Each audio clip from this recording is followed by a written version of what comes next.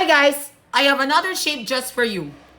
Do you see what I draw in orange? Can you guess what shape it is? That's right. That's a triangular prism. How can you say that this is a triangular prism? Look at this. You might think that the base is literally the rectangle. Pero when it comes to surface area, ang tunay na base ay yung shape itself. The polygon shape itself. Like for instance, remember the square prism that I showed you a while ago? Since everything's all squares or rectangles, it doesn't matter whichever is your base. Any of the six faces of the solid figure of the square prism, rectangular prism, or cube or whatever can be the base. Kaya lang for the sake of this guy, you will only have one specific base, and that is the polygon itself. Depending on whatever polygon you have. Di ba remember last time when we were discussing 2D shapes, yung mga polygons, they are just like this. Imagine if you're just taking 2D figures, ganon talaga yun. Kaya lang, because we are now in 3D figures, they have another dimension now that is being extended to it. That's why, yun na po, it forms a 3D figure. Kasi po last time we have 2D, we only have length times width, length and width. Kaya lang nowadays, we already have the height or the depth. So yun po. Tsaka normally, this triangle is supposed to be the base. Pero ang base for this part is the rectangle here. But the normal base is the literal triangle. Okay? So now let's play the surface area game. To play the game of surface area, just like what I told you, it's the summation of all the areas of all the faces within the given solid figure. Kaya lang, there's a catch. You might say na, uy, alam mo, because surface area to, we know naman 6 faces to. Hindi. Kasi po, this is a triangular prism, so therefore, we are not expected to get 6 faces as usual. Kasi po, the basis where we got the 6 faces is from the dice block. Di ba remember yung dice block? Meron siyang 6 faces. So yun. With each value representing the number. Para maglaro ka, yung mga ganun. Kaya lang, for the sake of other polygons, they have the polygonal prisms. The number of faces that you will encounter within that prism is more specific. However, there's a formula to it which I will teach you in the latter video. But, as I've expected, you should know that in a triangular prism, you need to have 5 faces. Why do you need 5 faces? Kasi po, look, this is a base, diba? And we know that the other right triangle that you see here is congruent with the other. So therefore, 2. But where are the other faces? Where's the 3rd, 4th, and 5th? Yun po yung pangatlo. Dito. One of the rectangles that you see that is laying on the ground. Tapos, this one. The one that's vertically upwards. Tapos, the last one is this one. Yung parang rampa. Those are the 3 faces. Those are the 3 rectangular faces of the triangular prism. Now, let's play the game of solve for the surface area so that we can get straight to the point. Remember, to solve for surface area, it's still the same thing. Just get the area first. Let's work it out with the triangles muna. So, you know naman the area of a triangle, di ba? It's always base times height divided by 2. So, let's measure and get the base. So kaya palang base namin ay 6 cm. Wait lang ha. So, the base is literally 6 centimeters. And then, ang height, we need to get the measure of the height. So, the height measures, ayan, kung nakita mo, it's 8 centimeters. 8 centimeters to. The height is 8 centimeters. Now, we can solve for the area of the triangle. Again, ang formula sa pagsasolve ng area ng triangle, madali lang yan. 8 times 6 divided by 2. Kaya lang, here's the catch. Since there's another triangle that is congruent, you don't need to divide by 2 anymore. Bakit? Let me write it down for you para makikita mo. So again, ito yun, di ba? Di ba remember, ito yung surface area ng triangle. Triangular prism.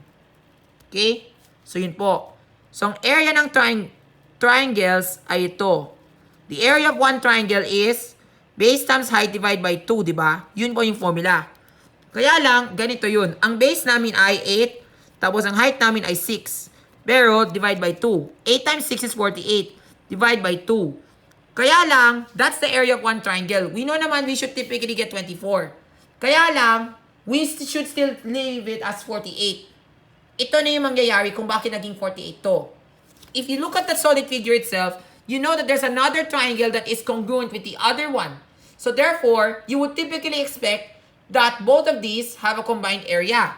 Kasi for this triangle here, if you were to get the other triangle, detach it, and form it here, you would still get the literal area of 48 square centimeters if it were meant to be formed a square, a rectangle. Yun. Kaya you can just leave it like that because it's being multiplied by 2. And when we do that, the 2's cancels, which just leave the area of 48 square centimeters. Yun lang. Okay? But we're still not yet done. What about the others? Kasi well, that's just only 2 faces which we've obtained. What about the other 3? Ganito na yun. First, let's get the measure of the third one. Kasi po remember, we can't solve for the surface area unless we get the measure of this one. But hey, can you play Pythagorean theorem first? It's easy now. So ito yung Pythagorean theorem formula. Since the hypotenuse is what we're looking for, ganito yun, di ba?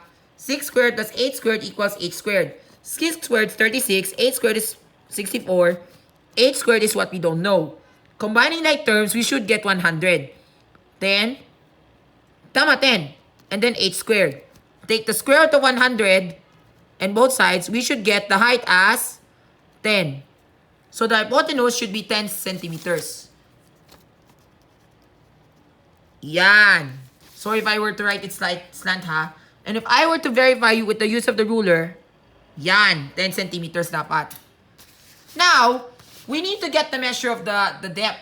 Kasi po what you call this, kasi po in surface area, rather than just what you call this, getting the area of 2 triangles, and if you want to get the area of the rectangles, it's the dimension multiplied by the measure of the third dimension. And we know that they're all congruent. Kung ano yung measure ng ito, it should also be congruent with the others. You'll see why. So this is 3.5. 3.5 to. So this is 3.5 centimeters. Let's try this one. Did we also get 3.5?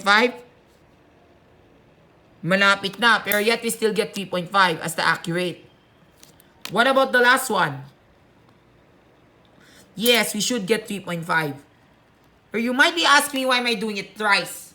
Kasi po, that's where I need to get the other 3 faces. Okay? So yun. So one of the faces is here. And by the way, since this is a scaling triangle, we need to work out for the area of one rectangle individually. Unless your triangle has 2 of the measures that are congruent, you can group that. Kaya when it comes to surface area, whichever face is the look-alike or has the same or is congruent, group that. Kaya lang since none of the rectangles are congruent, you will have to work it out individually. So ganito yung proseso. Okay? So ito na yung mga rectangles. So let's try the first one. So you have 6 times 3.5. 3.5 times 6, diba? 7 times 6, 42. So 3.5, edi 21. Tapos, we have 8 times 3.5. This should be 28. And then, the last one, so this one, the 6 times 3.5 ay ito. The 8 times 3.5 ay ito. Now, the 10 times 3.5 ay ito. Yung rectangle na yun. Now, the 10 times 3.5 is equivalent to 35. Now, did we get 5 faces all in all? We sure did. Now, let's sum it up. 1 plus 8 is 9. Plus 5, 14. So, tama. We should get 84. Now, we need to add everything. So, 48 plus 84.